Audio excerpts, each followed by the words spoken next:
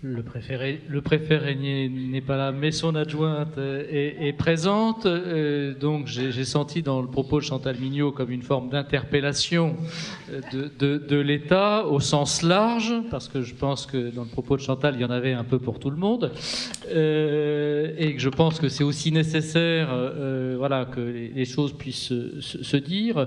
Madame Lavieille, donc, quand on a échangé ensemble, vous m'avez dit que vous ne souhaitiez pas forcément aborder la notion de contractualisation par l'aspect technique des choses, mais plutôt de refixer un petit peu les grands enjeux, les grands objectifs tels que l'État les conçoit, en sachant que on en a peu parlé là, mais quand on parle de refondation, quand on parle de logement d'abord, quand on parle de contractualisation, c'est un processus qui a été initié en 2009. Entre 2009 et aujourd'hui, il y a eu quelques changements électoraux que certains considèrent comme significatifs, en tout cas sur le papier. Donc entre ce qui a été initié en 2009, qui a commencé à se construire de manière plus ou moins chaotique, et aujourd'hui, où en est l'État? Quelle parole l'État peut-il nous annoncer aujourd'hui? Quels sont les grands axes? Est-ce qu'il y a des évolutions? Est-ce que, en fait, il ne s'est passé de changement qu'à l'échelle politique, mais qu'au niveau administratif, les choses continuent? Voilà, on attend votre parole, en sachant que vous aussi, vous avez 15 minutes, mais que de toute façon, ensuite, on aura un échange avec la salle, et je ne doute pas que la salle ait des questions, des réactions, des remarques à nous faire. Voilà, allez-y.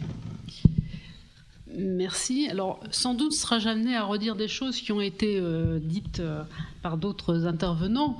Je les dirais évidemment du point de vue qui est le mien, c'est-à-dire celui donc de membre d'une délégation interministérielle à l'hébergement et à l'accès au logement. Donc effectivement, ce que M. Quenet appelait l'État central, mais une délégation interministérielle, c'est pas tout à fait une direction d'administration centrale.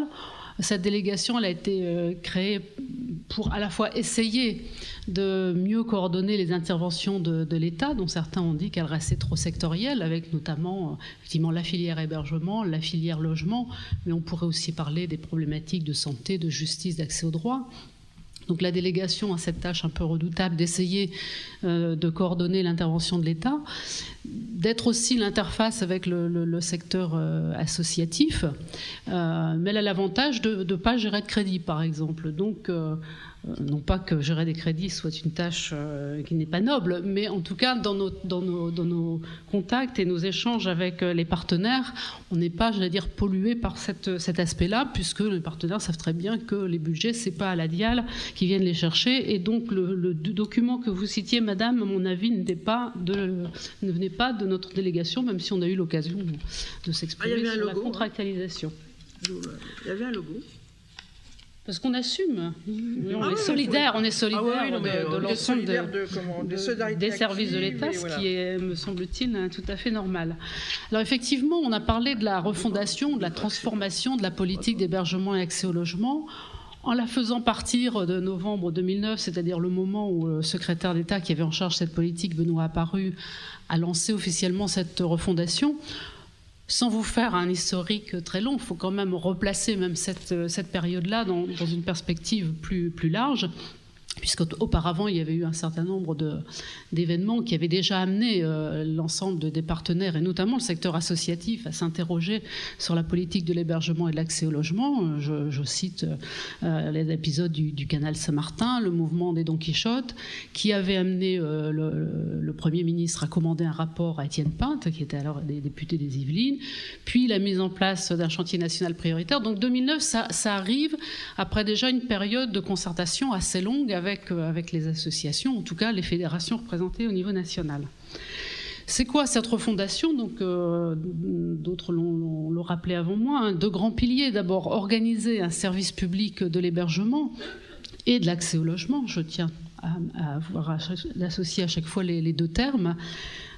finalement pour essayer de faire en sorte que, quel que soit l'endroit du territoire où on se trouve, une personne qui est en besoin et en besoin d'aide trouve à peu près le même service. C'est ça, résumé de manière très, très rapide, la notion de service public, de l'hébergement et de l'accès au logement. Et une des traductions de ce service public, ça a effectivement été l'organisation des SIAO, donc services intégrés de l'orientation et de l'accueil. Et j'oublie moi-même le développement de l'acronyme à force de le répéter. Les SIAO, donc, c'est essayer de faire en sorte qu'on mette en relation la demande qui est exprimée par les personnes et l'offre disponible, et essayer de l'organiser au mieux, mais aussi effectivement de réaliser de l'observation sociale. C'est un des rôles qui est attendu des SIAO.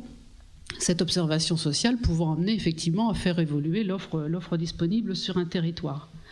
L'autre pilier de la refondation, alors, c'est la stratégie dite du logement d'abord. Alors là, vous me permettrez de faire un petit sourire, on ne parle plus du logement d'abord, non pas parce que la stratégie est enterrée, pas du tout, la stratégie continue à être portée, mais l'appellation est marquée par le précédent gouvernement. Nous avons, vous l'avez rappelé, un nouveau gouvernement, une nouvelle ministre, donc qui veut de manière tout à fait légitime mettre sa marque sur cette politique.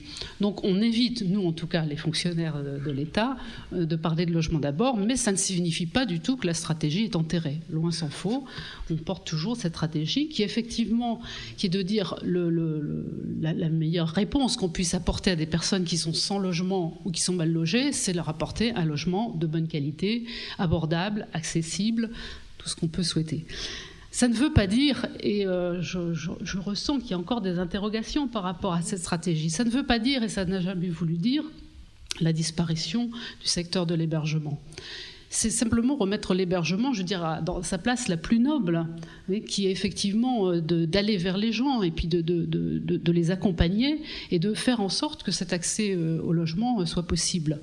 Donc on essaye de ne plus avoir ce parcours en escalier, qui parfois d'ailleurs était non pas un escalier, mais le fait de tourner en rond, c'est-à-dire que les gens n'arrivaient jamais au logement, ils passent, et ça arrive encore malheureusement parce qu'on n'est pas au bout de cette réforme, et qui passent d'un système d'hébergement à un autre. Donc ça, c'est essayer d'éviter ça, pour dire quand les gens peuvent accéder au logement tout de suite, eh bien, allons-y, on les met dans un logement. Et puis certains autres ont besoin d'une forme de logement accompagné. Alors le terme n'est pas totalement stabilisé, mais vous voyez bien ce que ça veut dire. Un logement accompagné, c'est un logement et des services, un accompagnement qui va avec, qui fasse que vraiment ce logement soit une chance pour le ménage qu'on reloge. Et puis, il y a ces formes de logement adaptés peuvent être parfois le logement de longue durée. C'est la philosophie même des pensions de famille qui ont quand même été conçues pour être un logement durable, de longue durée, pour des personnes qui, compte tenu de leurs difficultés, compte tenu de leur passé, finalement ont besoin de cette forme de logement accompagné. Donc c'est ça, la stratégie qui fait de l'accès au logement la priorité. Ça n'a jamais signé la disparition du secteur de l'hébergement. Et puis dans cette refondation, on a essayé de porter un principe aussi qui est d'essayer d'associer le plus possible les usagers, les bénéficiaires, comme vous disiez, monsieur le vice-président, à l'élaboration et à la conduite des politiques qui les concernent en premier lieu. Donc ça s'est traduit par plusieurs choses, la mise en place d'un conseil consultatif des personnes accueillies et hébergées au niveau national, la reproduction de ces instances dans une douzaine de régions, avec à terme, on espère, dans toutes les régions, et puis au niveau du CNLE, Conseil national de lutte contre l'exclusion, il vient de s'installer un 8e collège, qui est le collège du représentant des usagers. Alors, cette refondation, donc, elle a 3 ans. On n'est pas arrivé au bout, même si, je vous l'accorde, il y a eu parfois l'impression qu'on voulait aller à marche forcée, c'est vrai. De nombreux chantiers ont été lancés de manière simultanée, avec des télescopages qui ont pu effectivement laisser penser qu'on avait d'autres intentions que celles qui étaient annoncées. Mais de toute façon, les faits sont têtus. On n'est pas terminé cette refondation. L'actuel ministre en charge de cette politique, Madame Duflot, a confirmé donc un certain nombre d'orientations. Donc, je le disais, cette priorité donnée à l'accès au logement. Elle a dit ce que des associations avaient dit d'ailleurs sur un mode humoristique, qu'une des conditions premières, c'est effectivement de développer une offre de logement abordable. Donc certains avaient dit logement d'abord des logements. Je crois que ça a été entendu, en tout cas au niveau de l'affirmation de la politique. Madame Duflot est très consciente qu'il faut effectivement avoir une politique de développement de l'offre, que ce soit d'ailleurs par construction neuve ou par utilisation du parc existant, très, très volontariste. Elle a bien sûr aussi reconfirmé le rôle et la place jouée par le secteur de l'hébergement. Et elle dit même qu'il faut maintenir, voire développer une offre d'hébergement qui soit adaptée aux besoins qui s'expriment. Et là aussi, les intervenants précédents l'ont dit, il est évident que la crise économique, qui est aussi une crise sociale, fait que la demande s'accroît malheureusement, et que donc, même si on continue encore une fois à prôner cette priorité au logement, on est bien obligé de dire qu'il faut calibrer la réponse de l'hébergement aux demandes et, je veux dire, à toutes les formes de demande. On l'a dit aussi, les formes de la pauvreté se multiplient. Et ce que Madame Duflot introduit comme élément important, qui était sans doute moins présent dans la période précédente, c'est la dimension territoriale. En essayant d'avoir une démarche moins traditionnellement descendante, où on décide des politiques au niveau national et puis après on se retourne vers les territoires pour les dire vous les mettez en œuvre. Là, elle souhaiterait qu'il y ait aussi un mouvement ascendant, c'est-à-dire qu'on puisse partir de l'expression des territoires pour influer sur les politiques nationales. Et puis aussi peut-être favoriser aussi des relations horizontales, c'est-à-dire les territoires entre eux. On voit bien que chaque territoire innove, invente, a des modes d'organisation dont d'autres peuvent s'inspirer. Et donc il faut favoriser aussi cet échange entre les territoires. Je pense que dans ce cadre général rapidement rappelé, le rôle des associations il demeure incontournable. D'abord, c'est une évidence, le champ de l'hébergement est historiquement dévolu aux associations. Ce sont les associations qui mettent en œuvre la politique de l'hébergement. Et ça date pas de la refondation, c'est l'histoire même de ce champ qui l'explique. Dans le secteur du logement accompagné, on a aussi un rôle très important joué par les associations et ce rôle n'est pas remis en cause du tout. Par contre, je pense qu'il était sans doute nécessaire effectivement de revoir les modes de relation entre l'État et les associations et pour que ces relations évoluent, je pense qu'il faut plusieurs conditions. Et ça fera écho à ce que disait Maryse, où je me retrouvais très très bien. Il faut effectivement un pilotage, et le pilotage, c'est celui de la puissance publique. Alors vous noterez que je ne dis pas l'État. Certes, aujourd'hui, l'État, parce qu'il a des compétences, mais on sait que les collectivités interviennent de manière très forte sur ce champ-là. Et puis, on ne sait pas ce que donnera une future vague de décentralisation. On sait qu'il va y en avoir une, mais on ne sait pas ce qu'il y aura dedans. Donc, j'emploie à dessein la puissance publique. Mais c'est bien, le pilotage général doit être celui de la puissance publique. Il faut effectivement une clarté des objectifs. Et peut-être qu'on n'a pas toujours, et là aussi, il y a un on collectif du côté de l'État, peut-être qu'on n'a pas été assez clair dans la période précédente, qu'il peut y avoir un flottement ou une incompréhension sur les objectifs poursuivis, notamment à côté de cette stratégie que je rappelais tout à l'heure. Il est vrai que le souhait de mener de manière concomitante la contractualisation a eu un effet de télescopage et a pu laisser penser, d'ailleurs certains l'ont exprimé très clairement, tout ça c'est joli, la politique du logement d'abord c'est très bien, mais ça n'est fait que pour faire des économies. Ça n'était pas l'intention, mais de fait le message a été sans doute un peu brouillé. Un autre impératif, c'est la nécessité de rendre compte. Alors ça, on n'est pas forcément obligé d'être d'accord, quoique M. Barbier a dit que pour son compte, il estimait ça nécessaire. Mais rendre compte, c'est pas forcément encore totalement dans la culture de ce champ de l'action sociale. Non pas qu'il y a forcément une volonté de cacher les choses, etc. Pas du tout. Mais je pense que les professionnels sont souvent tournés vers l'action, à juste titre. La priorité, c'est d'intervenir auprès des personnes. Et donc, tout ce qui relève du rendu compte, de statistiques, d'éléments, ça vient après. Mais je pense que là, on est dans une société, et puis on est dans des contraintes, ça personne ne peut les nier, qui fait qu'on est obligé de rendre compte. Et puis, je pense que si une autre condition pour que ces relations entre l'État et les associations se passent bien, c'est qu'il faut laisser quand même une place à l'innovation ou à l'expérimentation. Alors, je vous laisse le choix des mots, parce que c'est quand même souvent le monde associatif a souvent été précurseur, a souvent inventé des solutions qui après ont été reprises par la puissance publique et sont donc devenues des politiques publiques. Donc, il faut pouvoir laisser cet espace de liberté aux associations. Alors, je pense qu'il y a déjà pas mal d'éléments qui font bouger un peu les lignes. Alors, j'irai brièvement parce que le temps passe et je pense qu'il est prévu un jeu de questions-réponses. En termes de programmation, l'effort les efforts importants qui ont été demandés pour élaborer les PDHI et PDLPD, même si tout ne se passe sans doute pas encore de la meilleure manière possible, ça permet quand même de donner un cadre. Et dans ce cadre-là, on peut ensuite parler de contractualisation, parce que le PDHI donc, intégré dans le PDLPD, je pense qu'un jour on arrivera à une fusion totale des deux documents, c'est l'outil pour le territoire, de dire voilà effectivement quelles sont les problématiques, les questions qu'on a à résoudre, voilà l'offre qu'on a actuellement, elle répond peu, pas du tout, parfaitement aux besoins, et ensuite donc on peut ensemble décider de comment on fait évoluer les choses. Sur le champ de l'observation, là aussi il y a des évolutions, alors sans doute très imparfaites, pas non plus à terme, mais le système d'information des SI-SIAO, quand on aura un système unique, performant, vous avez le droit de ricaner, mais on y arrivera, ça va être quand même l'outil qui va te donner des moyens d'avoir une véritable observation sociale. Donc il faut vraiment poursuivre les efforts pour avoir un SI-SIAO performant, peu importe lequel, mais qu'il soit performant pour avoir cette observation. On a aussi des outils qui permettent de voir mieux clair dans ce qui se fait. Alors, je citerai les mêmes choses, mais peut-être avec vous, Monsieur Barbier, mais peut-être avec un élément un peu plus optimiste.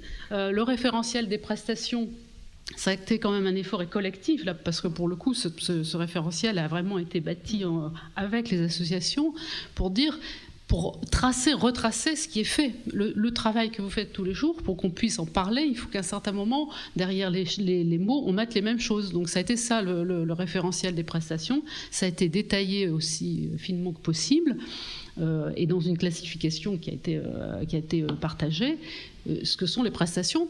Parce qu'une fois qu'on parle de la même chose, alors on peut faire des comparaisons et alors on peut parler des coûts. Et donc il y avait bien une logique entre le référentiel des prestations et ensuite l'étude nationale des coûts qui, elle, devait essayer de dire si on est d'accord sur ce que c'est qu'une prestation, on doit pouvoir être d'accord au bout d'un moment pour savoir à peu près combien ça coûte, c'est pas à l'euro près, mais qu'on puisse quand même s'entendre sur ce que ça coûte. Et alors là, on peut parler après de contractualisation sur les moyens. Les agréments, on l'a dit, donc je passe rapidement, mais je pense que c'est aussi un outil qui permet de clarifier les choses. Alors, il y a toujours deux manières de voir les choses. Ça permet effectivement de mettre en avant pour les associations qui sont agréées un niveau de compétence, un niveau de savoir-faire, un niveau de professionnalisation.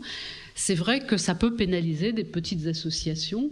Mais pour autant, je veux dire que ça ne signe pas leur mort non plus, parce qu'on peut avoir des systèmes de coopération qui font que les associations agréées épaulent les associations qui ne sont pas agréées.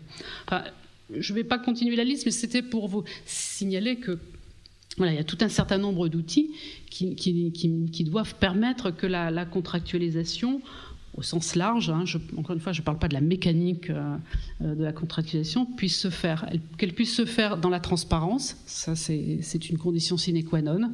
Transparence des deux côtés, de la part des associations sur ce qu'elles font, sur ce que ça coûte, et de la part de l'État sur les moyens qu'il est capable de mettre. Ça peut être un moyen de sécurisation, parce que si on a un contrat, eh bien, on peut s'appuyer dessus, et on sait donc les moyens qu'on a pour faire les choses. Et faire de la prévision, parce qu'effectivement, là je rejoins aussi Maryse, je pense qu'il ne peut pas y avoir de contractualisation si on n'a pas pluriannualité. Alors, c'est compliqué pour les services de l'État, pas forcément non plus parce qu'ils n'ont pas envie de faire des conventions pluriannuelles, mais parce qu'ils sont toujours dans la logique de l'annualité budgétaire. Donc on peut faire des contrats pluriannuels sur des objectifs, Mais on est toujours pour les moyens quand même, sauf s'il y a des changements qui interviennent, dans la règle de l'annualité budgétaire, puisque le budget est voté annuellement. Voilà, donc c'était une manière peut-être non pas de dire le contraire de ce qui a été dit, mais peut-être de mettre une note un petit peu plus optimiste dans à la fois sur cette question de la contractualisation que vous avez choisie comme thème pour cet après-midi, mais plus globalement sur la refonte ou la transformation de la politique de l'hébergement et de l'accès au logement.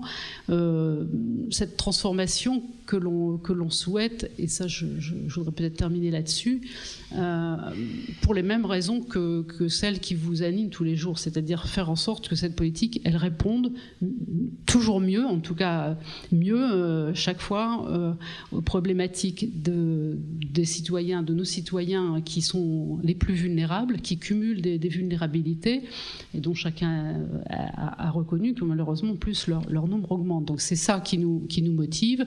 Ce ne sont pas des lubies de fonctionnaires qui un jour ont dit on va changer le système pour le changer. Louis Thévenier, toujours étudiant en AS en stage actuellement. En fait, vous n'avez pas arrêté de parler de la contractualisation comme si c'était quelque chose d'évident, et donc moi qui suis étudiant et qui ne sais pas ce que c'est, j'ai vraiment essayé de comprendre avec les termes, et moi j'en suis venu à plus ou moins une conclusion, c'était le lien entre l'État et les associations, le mode opératoire entre les acteurs comme ça, et ça s'inscrit dans le temps. Mais en même temps, moi j'ai pas vraiment compris ce que c'était la contractualisation, et vous en avez presque parlé comme si c'était évident et que tout le monde savait ce que c'était la contractualisation, et je dois avouer que ça m'a totalement perdu pendant cette table ronde, et j'espère ne pas être le seul malheureusement à être et je me sens vraiment perdu, alors que justement mon stage c'est un stage d'observation du territoire, et que justement cette contractualisation c'est apparemment une des plus grosses problématiques de ce stage qui est sur l'observation du territoire. Donc j'aimerais bien en fait comprendre ce que veut dire le terme de contractualisation et ce que ça cache, ce que ça cache ou ce que c'est réellement, parce que pour moi ça reste quelque chose de très très flou. Voilà. En fait, c'est plutôt rassurant votre propos. D'autres remarques, questions? Bien évidemment qu'on va essayer de répondre à votre question. Madame Coutel, vous allez répondre à la... Donc Geneviève Coutel, chef du service hébergement-logement à la direction de la cohésion sociale. Donc je voulais répondre, enfin c'est pas répondre point par point, mais éclaircir peut-être certains points de l'intervention de Madame Mignot au titre de l'UDHI pour donner ma définition de la démarche que nous avons entreprise et qui sera sûrement complémentaire puisque j'ai le point de vue de l'autre partie contractante ou co-contractante. Voilà, alors je ne sais pas si je le fais maintenant ou ultérieurement. Voilà. Donc, allez-y. Voilà, merci. Donc j'avais noté quelques points. Donc la question de pourquoi opérateur, la question de la méthode, la question du PDHI, celle des relations entre la DRIL et la DDCS, puisque précédemment la FNARS avait décrit celle de Paris Petite Couronne. Et puis une question peut-être plus particulière et ponctuelle des conventions concernant les CHRS. Donc si nous employons le terme d'opérateur, c'est pour différencier ce qu'on appellerait l'action d'une association qui s'est bâtie sur un projet propre avec des membres fondateurs, et puis la mission de service public qui, d'une certaine façon, au fil des années et des réformes et des engagements réciproques et des appels à projets et des agréments, des autorisations, a été dévolue à cette fameuse association et qui fait l'objet, donc pour l'instant, de conventions financières, mais qui, la plupart du temps, dans le domaine de l'hébergement en tout cas, ou de l'accueil, est financée pratiquement à 100% par l'État. Donc il y a un lien entre opérateurs de l'État et les actions qui sont conduites dans le cadre de ce qu'on pourrait dire la stratégie qui ressort du PDHI. Donc voilà, alors je ne sais pas si c'est universel ou généralisé, mais dans le Val d'Oise, c'est le parti que nous avons pris. Et quand la DIAL a parlé de la refondation des relations entre l'État et les opérateurs, donc on l'a compris comme ça. Par rapport à la méthodologie, alors c'est vrai que nous n'avons pas eu de support très très rigoureux qui décrivait une démarche telle que celle que Maryse Lépée a décrite et quand elle parlait du secteur de la santé. Néanmoins, nous nous sommes appuyés sur le fameux référentiel de prestations en travaillant sur les prestations et les modalités de délivrance des prestations, parce que c'est au moins aussi important. Et donc, lors des premières rencontres qui ont été proposées aux associations, et aujourd'hui on a eu au moins une rencontre avec 80% des opérateurs, et donc la première réunion a consisté à mettre à plat le fonctionnement des activités à travers l'analyse de ce référentiel pour arriver à créer ce qu'on appelle les groupes homogènes d'activités et de missions.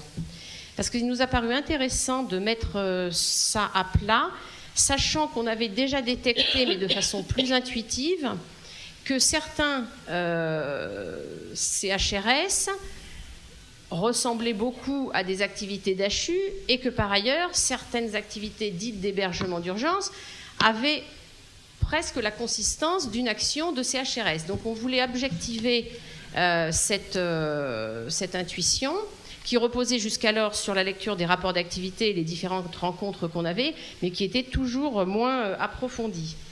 Et donc on arrive bien sûr à la non-détermination de la plupart de ces activités, puisque l'échantillon de l'enquête nationale d'écoute tel qu'il existe actuellement est beaucoup trop restreint pour pouvoir décrire la totalité, la totalité, parce que quelquefois il y a, alors pour les initiés, les fonctions principales, les missions principales, c'est héberger, alimenter, accueillir, accompagner, et on a une possibilité de, inscrit dans une possibilité d'hébergement soit en diffus, soit en collectif. Donc ça fait un certain nombre de possibilités de détermination de groupes homogènes d'activités et de missions, mais qui est encore beaucoup trop restreint par rapport à tout ce qui existe, notamment en Île-de-France, lié parfois, comme le disait Madame Lavieille, à l'innovation des associations, etc. Parce qu'il peut y avoir des modalités très particulières et qui sont liées à un type de population ou un territoire. Voilà, donc il me semblait, en tout cas, qu'en termes de méthode, nous n'avions pas précipité les choses et que nous avions introduit le sujet en travaillant sur l'état des lieux à partir du référentiel de prestations. Quant au PDHI, donc c'est vrai qu'il y a peut-être eu une surprise, mais qui, pour d'autres, n'en est pas une. Le PDHI, en fait, il avait été validé en comité de pilotage et c'était plutôt un comité de copilotage dans le Val d'Oise, puisque le préfet précédent avait souhaité que le Conseil général, qui à l'époque finançait l'hébergement d'urgence, soit copilote de ce document. Et donc les travaux ont été menés conjointement. Il y a eu un comité pilotage en juin 2010 et il a fallu, pour des raisons fondées, vraisemblablement, et c'est l'histoire, à peu près 1 an pour que le document soit co-signé. Donc c'est vrai, et ensuite donc, il a été transmis. Alors peut-être que la transmission s'est faite de façon pas assez officielle. Pour nous, en tout cas, service de l'État, parce que DAS était devenu dans l'intervalle des DCS, le vrai point d'orgue de l'affaire, c'était le comité de pilotage de juin 2010. Et depuis lors, le document n'a pas changé. Donc ce qui a créé par contre la difficulté en termes de politique et de stratégie régionale, c'est que le PRAI n'a pas suivi tout à fait le même cheminement et qu'il n'a pas été validé par l'administration centrale. Voilà. Mais pas sur l'ensemble des points de stratégie. C'était davantage par rapport à la question des créations de places, donc qui intervenaient dans un deuxième temps. Ce n'étaient pas les axes stratégiques qui ont été remis en question. Voilà. Donc l'organisation drill des DCS, donc par rapport aux décisions budgétaires. Donc il y a effectivement un décret qui a modifié dans le sens, ouvrez les guillemets, de la simplification administrative, et c'est le préfet de région, drill, qui est compétent pour signer l'intégralité des arrêtés de dotation globale des CHRS, tout comme il l'est pour les CADA qui sont sur un autre budget opérationnel. Voilà. Et alors, les conventions CHRS dont il est question, ce sont les conventions pour l'admission à l'aide sociale. Mais de toute façon, contractualisation ou pas, ces conventions ne perdureront dans la mesure où c'est lié plutôt à la demande de prise en charge ou de prolongation de prise en charge. Et elles nous sont apparues pour partie inadaptées au travail qu'on était en train de faire. Donc, leur dénonciation, pour nous, allait de soi. Voilà. Voilà, donc c'était quelques précisions que je voulais donner pour compléter l'intervention. Merci Madame Coutel. Alors, comme la tribune a été interpellée de manière très claire sur votre histoire de contractualisation en clair, c'est quoi? Est-ce que quelqu'un a envie de préciser un étudiant en première ou deuxième année, je ne sais pas, en première année, voilà. Qu'est-ce que... Voilà, Madame, allez-y. La contractualisation, c'est vrai, vous avez raison, est un terme générique global. Par contre, il y a différents types de contrats. Ce n'est pas du tout la même chose de faire un contrat de retour à l'équilibre financier, vous voyez de quoi il s'agit, combler un déficit, ou un contrat pluriannuel d'objectifs et de moyens, où là on va être sur les objectifs stratégiques de l'établissement, ou un contrat de territoire, où on va définir les articulations entre les différents acteurs. Et ce qu'il y a parfois dans ce début de contractualisation, de démarche de contractualisation dans notre secteur hébergement-logement, était un peu difficile durant ces 2 premières années, mais la santé a 20 ans derrière elle, hein, je vous disais, on débute tout juste, alors que ce soit un peu a priori, moi ça ne me gêne pas trop, c'est même assez normal, hein. C'est le début de l'enfance, si je puis dire. Par contre, ce qu'on a mélangé dans le secteur de l'hébergement, là, dans cette toute première approche, c'est une forme de contrat sur la rationalisation budgétaire, et puis le contrat d'objectifs et de moyens pluriannuels. Et c'est ça qu'on a mélangé. C'est pourquoi d'entrée de jeu, j'ai mis l'accent sur la nécessité d'approfondir, de définir une méthodologie, car vous n'aurez pas du tout la même méthodologie sur le contrat de retour à l'équilibre financier, sur le CEPOM ou sur le contrat de territoire. Je ne sais pas si j'ai répondu à votre demande, mais globalement, oui, il y a différentes formes de contrats, selon la nature. Il y a un groupe d'étudiants, je crois que vous êtes 9 à être en observation du territoire pendant 1 mois, et c'est le 2e jour, donc ils attaquent très fort. Hein, ils attaquent très fort, donc il y a plein de questions qui se posent, et le challenge, c'est qu'à la fin du mois, vous essayez de trouver les réponses aux questions qui ont été soulevées aujourd'hui.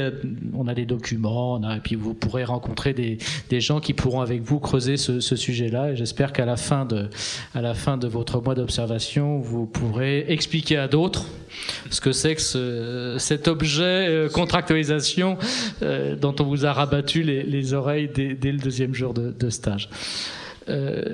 D'autres observations, questions, remarques, rebonds?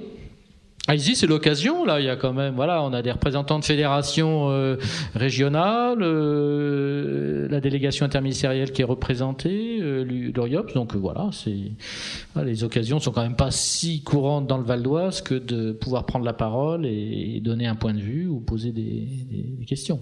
Madame Coutel qui nous repose une question. Voilà, une question à partir d'une interrogation qui a été faite par la FNAR sur la question de la loi Dallot et du maintien en structure. Je ne sais pas ce qu'en pense, j'interroge Madame Lavieille-Ville là-dessus, parce qu'il faut entendre, je pense, cette démarche au sens large.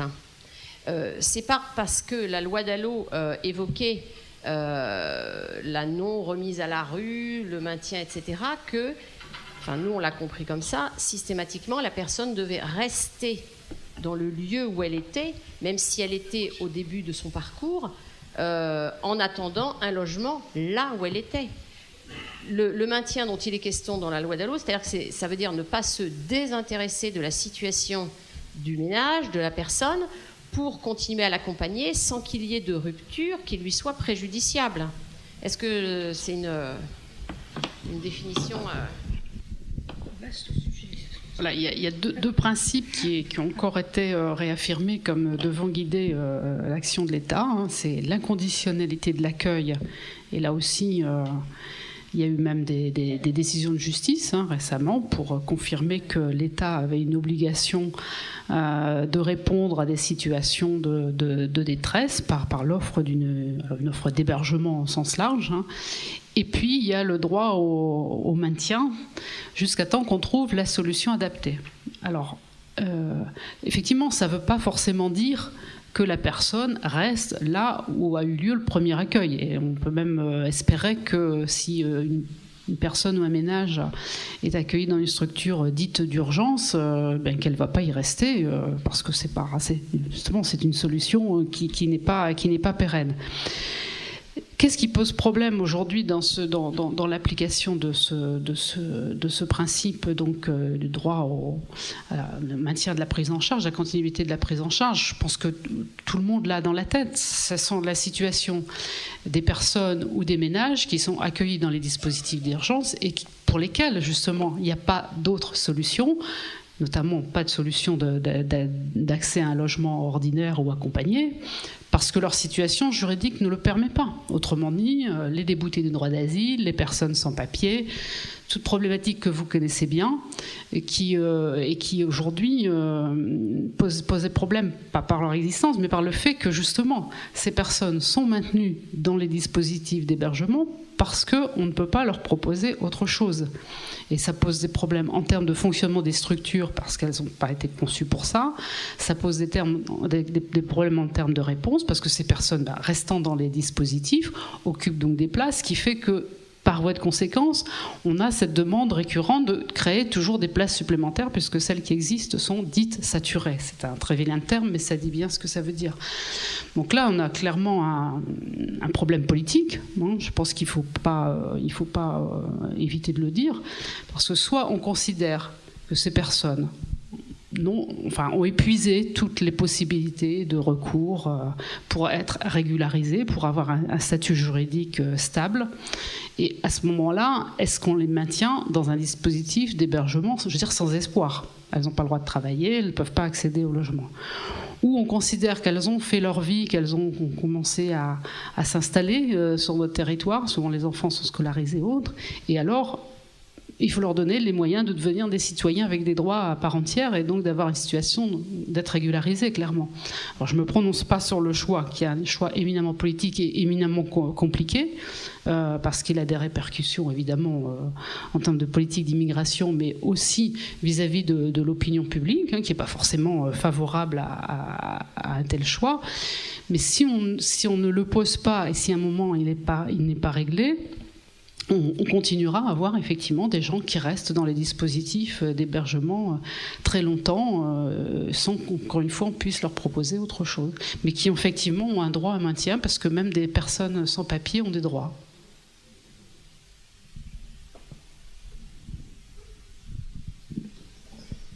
Monsieur Evernaud, du Secours catholique. Oui, alors moi je n'ai pas fait de formation donc je ne connais pas beaucoup, c'est vrai, le secteur du logement. Mais quand même, je m'interroge, puisqu'on parle de contractualisation, sur l'avenir, en particulier d'IDL 95. Je vais peut-être toucher un point un peu brûlant, parce que est-ce que l'an prochain, on se rencontrera encore? Parce que, bon, chacun sait qu'avec les réductions budgétaires, il y a des points d'interrogation. Alors, on parle de contractualisation, mais les uns... Par exemple, IDL 95 profiter un peu de la mousse, la fameuse mousse. J'ai eu du mal au début, dans les réunions auxquelles je participais, de savoir qu'est-ce que c'était que cette fameuse mousse. Mais enfin, il y avait beaucoup de flou. Et puis, tout à l'heure, on a dit que quelqu'un était dans Interlogement, donc dans le 93. Eux, ils font exactement le même travail que nous. c'est-à-dire d'essayer d'aider des gens à parvenir à être hébergés, être logés, etc. Et ils ont un autre financement. Alors qu'est-ce que c'est que cet État qui donne aux uns, donne pas aux autres, attribue sur un budget et puis les autres, etc. Bon, alors on passe du département à la drille, etc. Bon, il faut reconnaître que, on parle de contractualisation, mais il faut reconnaître que c'est pas quelque chose de simple pour quelqu'un qui, comme moi, regarde ça d'un peu loin. Mais c'est pas simple. D'un peu loin et d'un peu près aussi, quand même. C'est en tout cas pas le... Oui, c'est plus... S'il y a des représentants des pouvoirs publics qui ont envie de répondre à cette question, c'est assez difficile pour aussi bien le directeur que le président d'IDL que de pouvoir... en tout cas, on peut toujours donner un avis ou donner des éléments d'analyse. C'est vrai que l'une des questions qui se pose derrière l'intervention de François Everno, c'est comment des objets associatifs innovants comme IDL 95, en tout cas qui ont été innovants au moment de leur construction, au début des années 90, les collectifs relogement en Ile-de-France, il n'y en a pas tant que ça, il y en a 4, comment les pouvoirs publics, l'État au sens large de cette notion, comment les pouvoirs publics peuvent permettre à ces objets associatifs innovants, différents, particuliers, de continuer à vivre d'un point de vue économique, en sachant qu'ils sont, si on prend les tenants et les aboutissants de ces ovnis associatifs, qui sont en fait un peu au cœur des politiques publiques aujourd'hui, c'est-à-dire qu'on parle d'hébergement, on parle de logement, etc. Et on fait ça depuis le logement d'abord, des associations comme IDL 95, comme Interlogement 93, comme le Creux 91, comme Capologie dans les Yvelines. Le logement d'abord, on le pratique parce qu'on est né de ça. Et on l'affirme depuis, voilà. Donc, c'est vrai que le reformatage des politiques publiques, les nouvelles clés de financement, les contraintes budgétaires aussi qui pèsent sur nos interlocuteurs, font qu'un certain nombre d'entre nous sont plus qu'inquiets sur l'avenir et qu'ils essaient de trouver des réponses, y compris en se posant la question d'éventuels rapprochements, etc. Mais l'une des questions qui se pose, c'est comment se rapprocher et préserver une identité excessivement originale comme celle d'un collectif. C'est toujours très compliqué. Donc c'est vrai qu'on est force de proposition dans la mise en œuvre des politiques publiques. On est toujours partie prenante. Et quand Philippe Métézeau tout à l'heure disait comment on peut construire un dialogue ensemble, on est toujours partant. Nous, le problème, c'est que pour continuer à dialoguer, il faut rester debout, quoi. Rester debout financièrement, je veux dire, sinon debout, on l'est. Enfin, là, je suis assis, mais voilà. Madame Laviville. Je peux essayer de donner des éléments d'explication, pas forcément faire en sorte que tout vous soit limpide, parce que c'est vrai qu'on est dans des organisations complexes et ce qui arrive parfois d'ailleurs une certaine opacité. Alors, premièrement, au risque d'être impopulaire, non, le budget du secteur hébergement, accès au logement, on n'a pas diminué au niveau national ces dernières années. Je me dois de le dire. Alors, ça ne veut pas dire qu'après, au niveau de vos territoires, au niveau de vos associations, il ne puisse pas y avoir des baisses, mais globalement, au niveau national, le BOP 177 n'a pas baissé ces dernières années.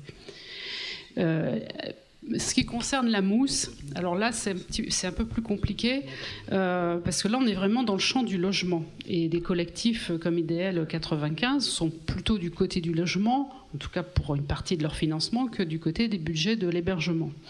Et là, il y a eu effectivement une réduction assez forte des aides à la pierre ces dernières années pour les initiés, le BOP 135, c'est-à-dire celui qui permet de financer la construction neuve, les réhabilitations, voire les démolitions dans les quartiers en rue. C'est ce budget-là qui sert à ça. Et c'est ce budget-là qui finance les mousses. Or, dans un contexte où les aides à la pierre ont diminué, l'administration en charge donc, de piloter la politique du logement a dit on va concentrer les moyens que nous avons à la production de logements Et donc, il y a eu des choix qui ont été faits, qui ont dit donc on financera moins les dispositifs qui ne sont pas, je veux dire, du dur, qui ne sont pas des murs et un toit, mais qui sont des dispositifs d'accompagnement. La mousse, par définition, c'est de l'ingénierie. Hein, c'est du savoir-faire, mais qui amène à construire, mais ça ne finance pas de la construction. Et donc, il y a eu un choix un peu radical qui a été fait en disant on va moins financer les mousses pour mettre le paquet sur la production de logements. Je peux vous dire qu'on essaye, nous, de se poser à ces choix-là, parce qu'on se dit que justement, il faut d'abord de l'ingénierie pour pouvoir ensuite produire du logement, en tout cas du logement très, très social, très adapté à des situations sociales particulières. Et dans le cadre de la préparation de la conférence nationale, vous avez tous entendu parler de la conférence nationale de lutte contre les exclusions qui va avoir lieu en décembre, donc il y a tout un travail préparatoire qui est en train de se faire. Ce soutien au financement des mousses ressort beaucoup parce que c'est un outil qui est généralement apprécié, dont on apprécie l'utilité. Et donc on souhaiterait qu'on revienne sur la décision qui avait été prise de moins financer les mousses. Je ne sais pas si la décision sera prise, mais en tout cas, on milite pour ça. Oui, Monsieur Barbier. Alors juste un mot sur le BOP 177. C'est vrai qu'il n'a pas varié au niveau national. Simplement des prestations de type hébergement sont peu à peu remplacées par des prestations de type AVDL, c'est ce que j'évoquais tout à l'heure, donc des prestations, des financements à la mesure et non plus le travail qu'on faisait classiquement, et puis aussi par les SIAO qui n'étaient pas avant dans les BOP 177 puisqu'ils n'existaient pas. Donc au passage, je souligne que les SIAO doivent fonctionner grâce aux moyens que les associations mutualisent pour faire fonctionner les SIAO, en plus de ces budgets spécifiques. Donc les mêmes associations qu'on met en concurrence dans les appels à projets et à qui on demande également de coopérer dans les SIAO. Donc sur le terrain, c'est vrai que pour les associations, on a l'impression, pour nos prestations classiques, aux prestations habituelles, celles qui font, pour reprendre des termes d'entreprise, le cœur de métier depuis de nombreuses années, on voit les financements diminuer parce que les financements ils vont vers d'autres types de prestations nouvelles. Donc c'est un peu ce que je disais tout à l'heure sur la façon qu'on peut avoir de faire évoluer nos modèles économiques. Ça va être effectivement si on veut s'adapter. Il y a peut-être des associations qui sont suffisamment grosses pour essayer d'influer sur l'environnement pour le faire bouger, mais pour la plupart des associations adhérentes de la FNARS par exemple, elles sont trop petites pour faire évoluer l'environnement. Donc il n'y a pas le choix. On s'adapte, on transfère des moyens qui allaient auparavant sur de l'hébergement vers des mesures sans hébergement. Donc on survivra si on s'adapte. Si on crée des projets qui correspondent à ces attentes-là. Je suis quand même très content de vous avoir entendu dire tout à l'heure qu'il faut laisser un espace de liberté aux associations pour expérimenter dans les BOP 77. C'est une mesure, en tout cas une ouverture très positive. Oui, et on passera ensuite, reviendra vers la salle. Je me sens interpellée par rapport à la pérennité du secteur associatif en tant que présidente de l'URIOPS Île-de-France, par rapport à la question que vous venez de poser. 2 éléments de réponse. Premier élément, il est clair que dans la situation actuelle, les financements publics sont stabilisés, remis en cause, voilà, c'est fragilisé, on va dire les choses comme ça pudiquement.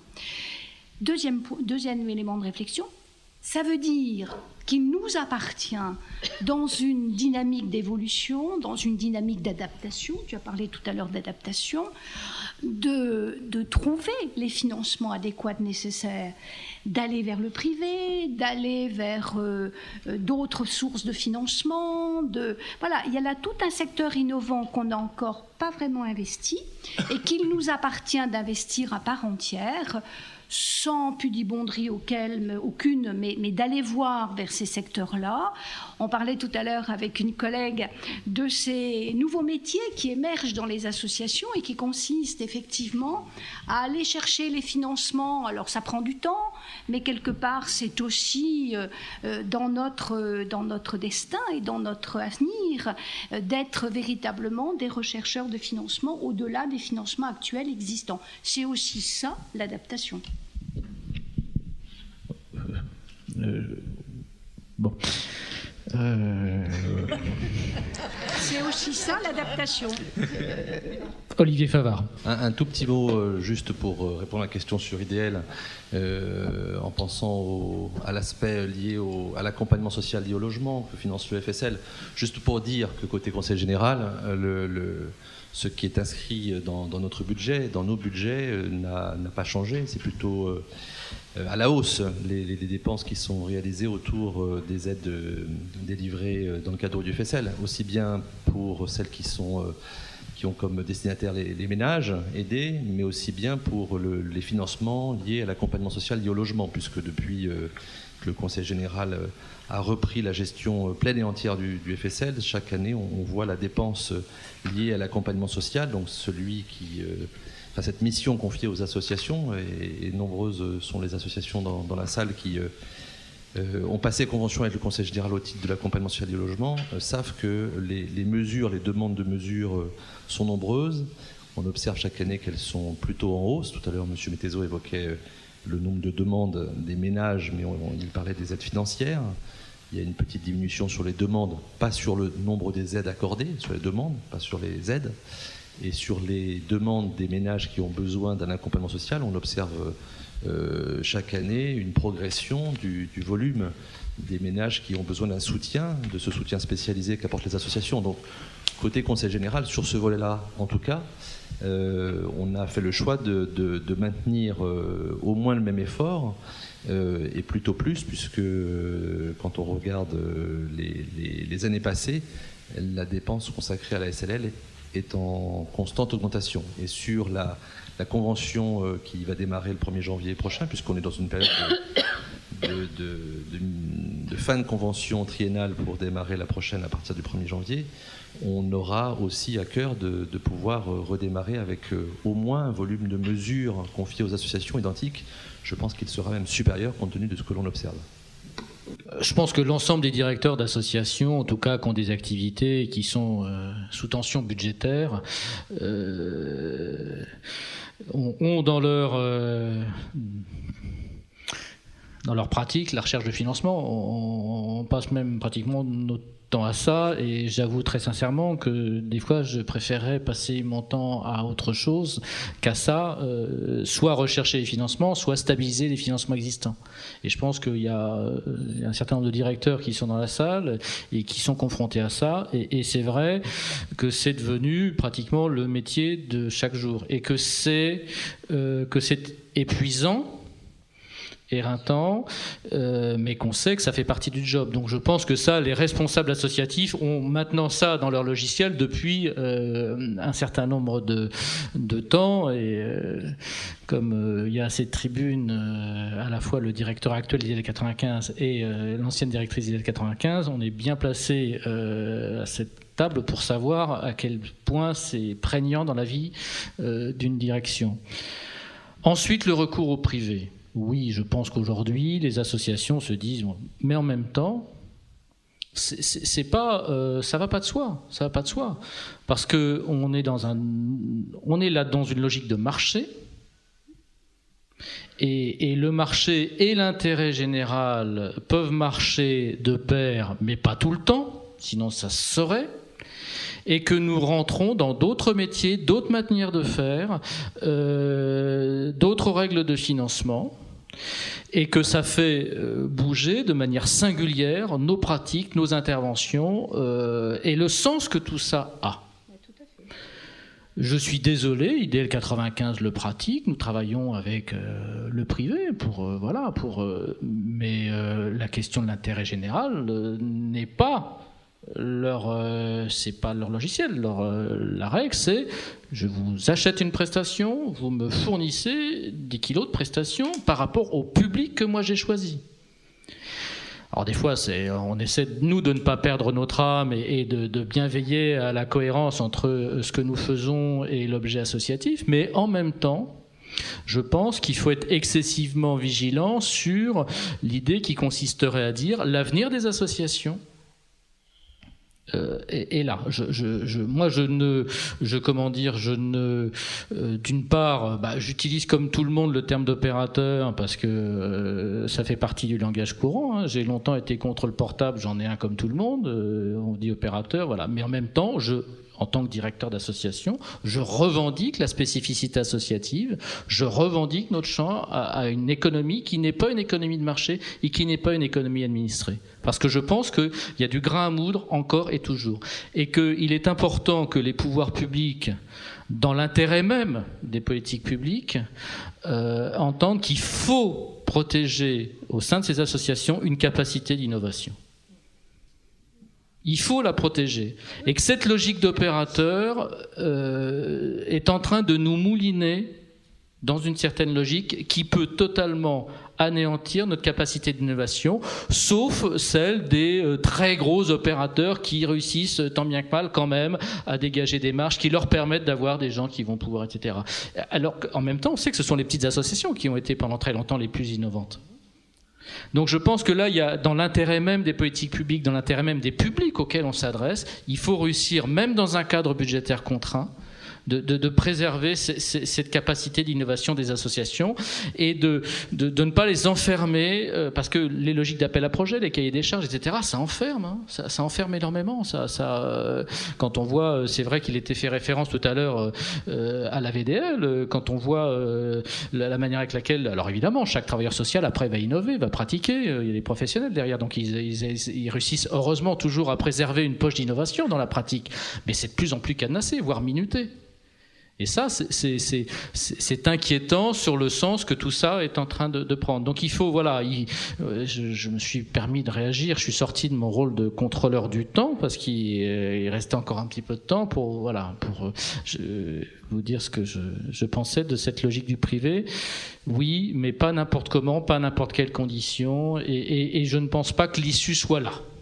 Mais c'est un point de vue personnel que je partage bien volontiers. Ce que je vous propose aux uns et aux autres, c'est peut-être un mot de conclusion à chacun. Hein ? Voilà, alors on va faire comme dans les débats télévisés, c'est celui qui a commencé qui va finir. Alors que, donc on va, et c'est la dernière qui a parlé, qui va... Alors Chantal, un petit mot de conclusion ? Une citation d'Edgar Faure, par exemple ? Non. Pas une citation d'Edgar Faure, mais je vais faire très rapide. C'est une citation de Jean-Baptiste de Foucault qui dit que les associations ont un devoir d'utopie et d'imaginaire social. Donc, Gérard Barbier.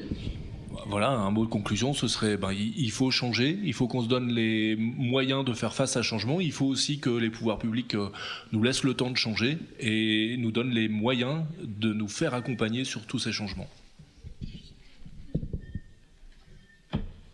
Pauline ?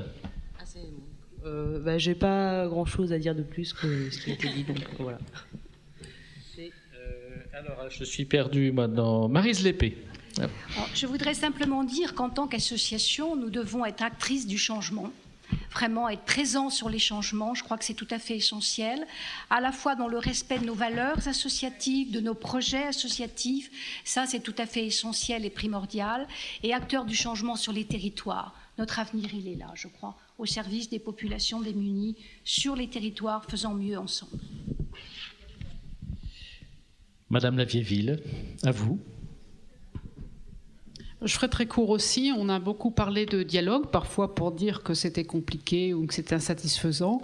Mais moi, je constate, comme d'ailleurs l'avait fait le vice-président du Conseil général, que, on a toujours intérêt à aller au dialogue, ne pas rester chacun chez soi, et que des après-midi comme aujourd'hui permettent d'éclairer un petit peu les incompréhensions qu'il peut y avoir de manière tout à fait normale dans un processus de changement. Merci, oui, on peut les applaudir. Donc, j'ai proposé au président d'IDEL 95 de me rejoindre. Mais merci à vous. Ne partez pas parce qu'il y a un verre de l'amitié. Enfin, ne partez pas sans boire un coup. Voilà, voilà. On va boire un verre ensemble. Le président d'IDEL 95 donc va dire le mot de la fin. Nous informer tous collectivement que c'est le forum IDEL 95 qui, si ma mémoire est exacte, a connu le plus fort succès d'audience. Nous étions 147 aujourd'hui, selon la police et selon les organisateurs.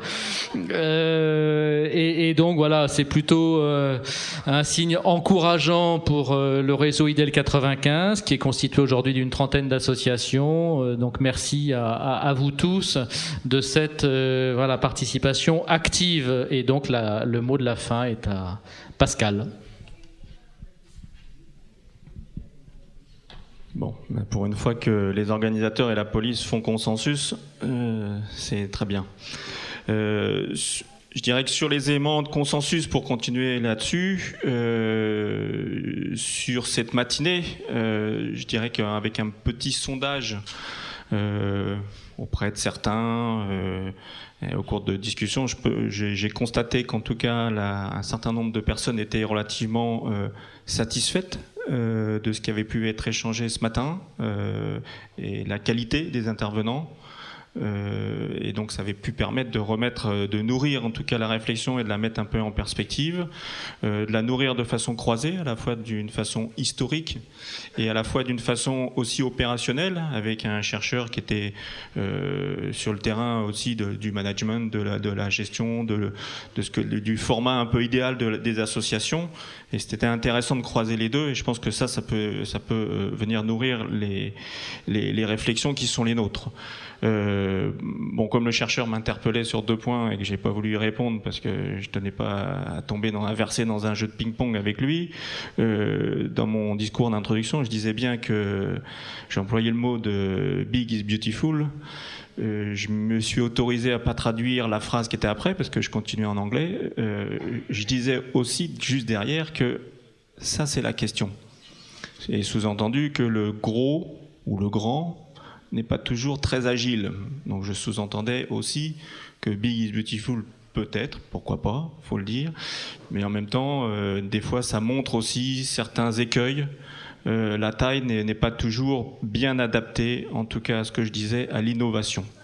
Et que je pense que dans les différents rapports qui ont pu être fournis par l'État, par l'Assemblée nationale, la question de l'innovation et du secteur associatif reste bien, dans ce que je peux lire dans les rapports d'évaluation, quelque chose qui sont bien 2 éléments qui sont bien corrélés et qui sont bien par un certain nombre de personnes qui avaient été auditées, que ce soit de l'AFNARS, Mathieu Angotti à l'époque, ou d'autres acteurs, même d'Aurore, je lisais un peu les propos du directeur général.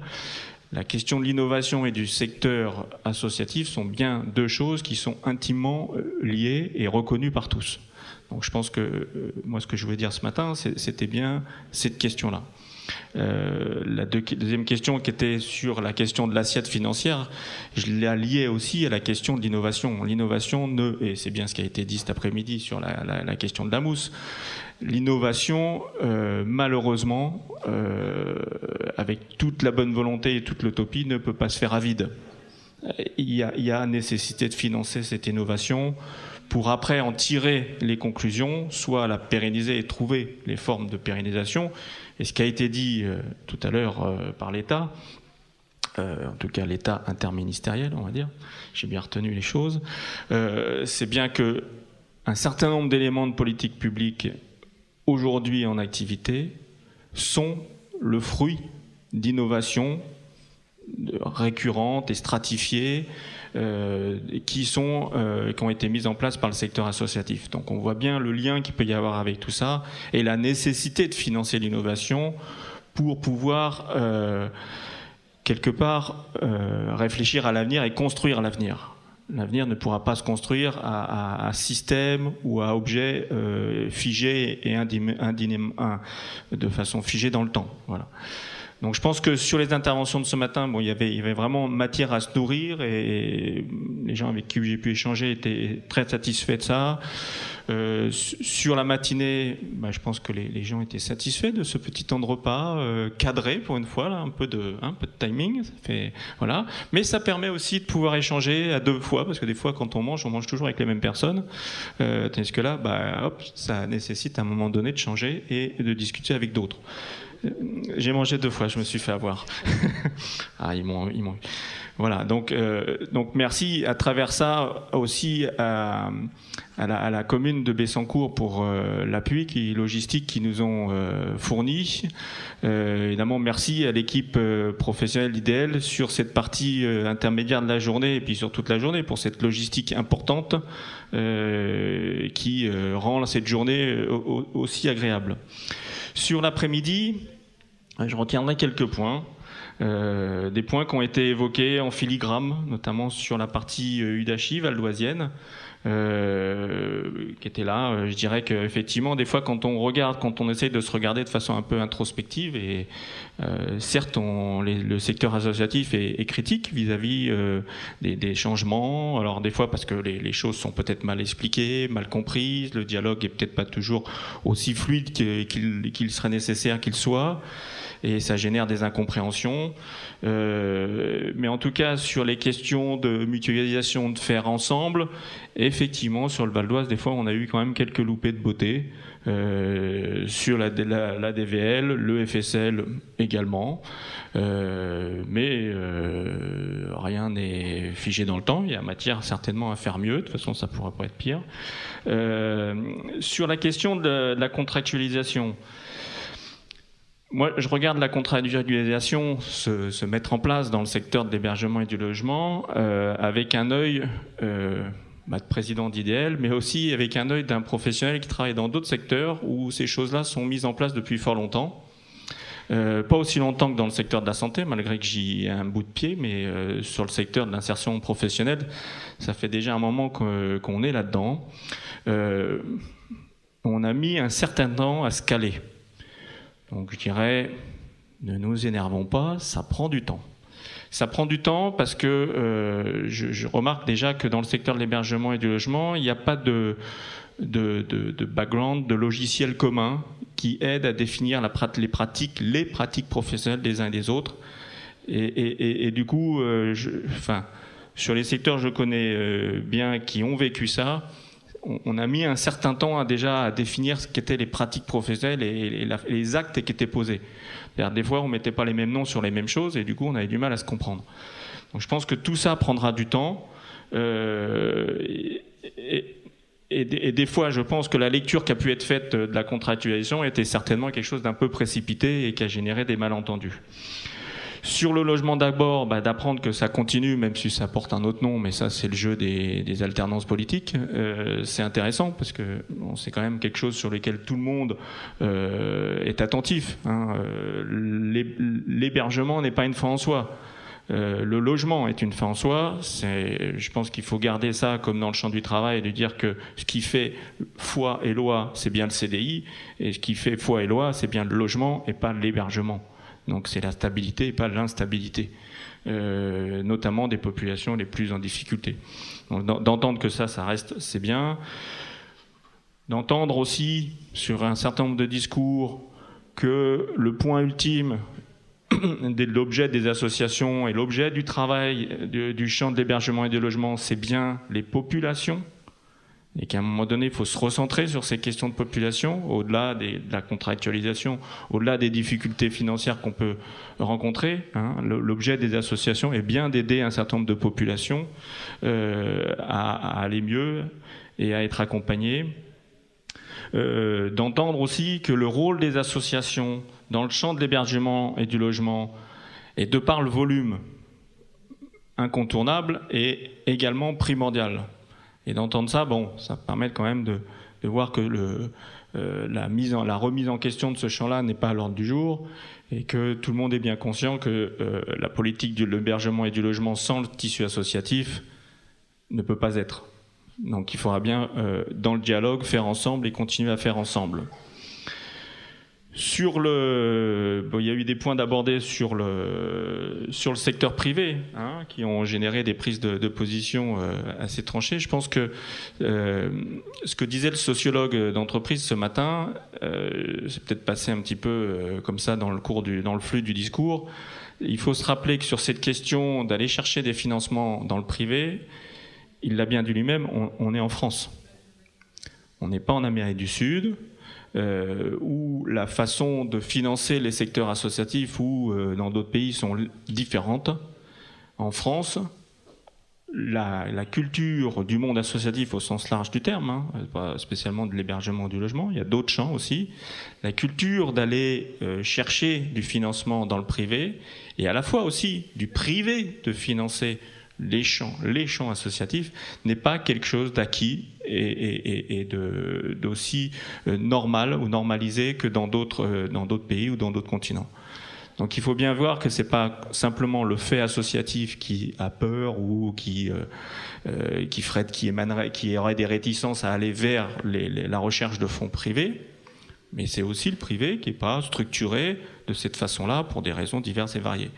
Donc peut-être qu'il y a quelque chose à travailler au niveau de la législation pour permettre quelque chose là-dessus, mais en tout cas, malgré les efforts des uns et des autres, c'est pas aussi évident que ça. Donc voilà un petit peu les choses qui me semblaient moins importantes à retenir. Dernière chose, sur le pilotage des politiques de la puissance publique, bon, oui, bon, je dirais oui, c'est toujours bien de l'entendre, mais moi de mon point de vue, ça me paraît une évidence. Après, je dirais que après c'est tout le dialogue qui va avec, qui est important. Je finirai juste par reprendre des éléments du discours du vice-président du Conseil général. Je notais qu'il a lancé quelque part une bouteille en disant sur la question de l'évaluation, discutons, ouvrons une discussion qui amènera à quoi ? On verra bien, mais en tout cas ouvrons un champ de discussion pour essayer de voir comment les éléments d'évaluation peuvent être repensés, améliorés, etc. Et je pense que, de mon point de vue, c'est quand même quelque chose dont il faudrait se saisir. Souvent, les questions d'évaluation sont souvent dans le champ social venu de l'extérieur. Et il serait peut-être temps, à un moment donné, avec l'appui de chercheurs du champ social, de trouver les moyens que des modes d'évaluation sortent de l'intérieur plutôt que nous soient imposés par l'extérieur.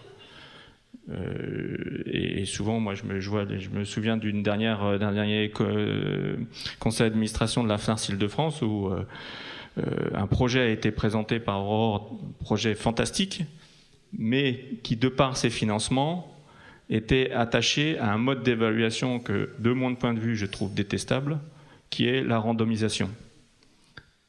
Et je trouve que ce mode d'évaluation qui marche très bien dans les laboratoires XY, à mon avis, marche beaucoup moins bien dans le champ qui nous intéresse. Donc je pense qu'à un moment donné, il faut qu'on soit aussi là-dessus, certes critique, mais aussi producteur de choses, puisque sinon on ne s'en sortira jamais. Donc voilà, donc je pense qu'il y a eu un certain nombre d'échanges qui ont pu se faire, de choses qui ont pu être entendues. Donc à nous après de nous en saisir et de continuer à poursuivre au cours de cette année de façon peut-être plus collective. Je pense que le discours, qui est le mien en général, mais aussi d'IDL en général au niveau des administrateurs, et ce qui des fois est communiqué par le directeur d'IDL, est d'essayer de construire plus avant un collectif sur le Val d'Oise, que les associations se rapprochent. Loin de moi l'idée de fusion ou d'absorption, mais en tout cas, je disais ce matin dans mon discours que la façon de se réunir, de former des grappes d'associations, j'employais une terminologie anglo-saxonne, mais en tout cas d'arriver à mutualiser des pratiques, à trouver des schémas de coopération plus importants est quand même le défi de demain. Voilà. Donc je voudrais terminer là-dessus, remercier bien évidemment tous les participants, l'équipe, la commune et l'IDOMERG qui a été la cheville ouvrière entre la commune et puis IDL pour que ce forum puisse se dérouler, l'accueil de la mairie. J'entendais le discours du maire ce matin qui donnait des pistes aussi, hein. Il faudrait que ça soit un peu plus généralisé, mais ça serait intéressant. Et donc, merci à vous et bon retour. Et puis, il y a un petit pot là-bas, vous avez entendu les bouteilles tomber déjà. Merci.